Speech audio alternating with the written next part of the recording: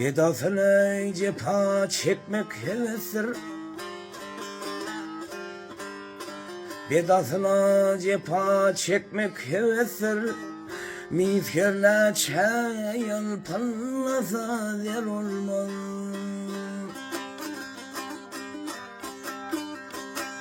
Her ne can çeksen gider aslan ey.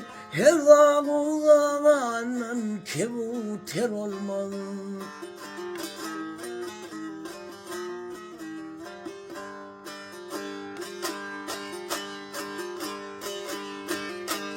Her zehrada yatan meyit bulur mu?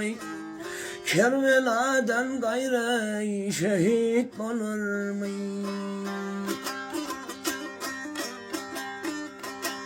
Her saçın üstürün seyit bulur mu? Her başa per sancan isyenler olmaz.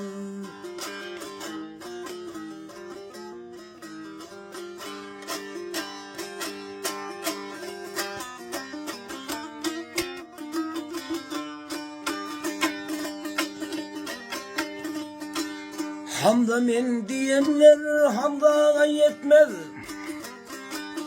Ay hamda men diyenler hamda yetmez. Tutsa damanından sırattan ötmez.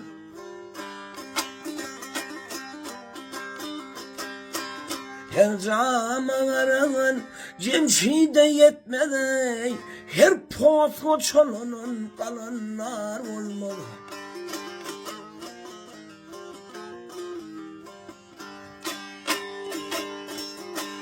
Maltım ulay tilin sakla dahana.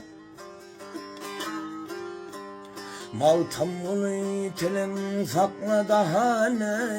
Seninle işin var yaşayamam ney.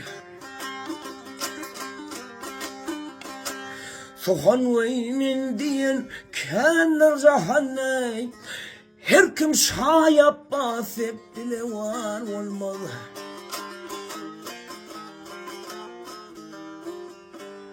Yar aleyhim nelay gencez ömrüm.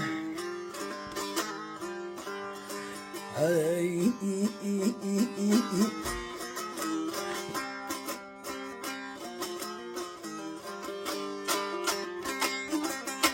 Soğan veymin diyen dele var min diyen kendir cahanney. Her kim şayap basıp sonver olmaz.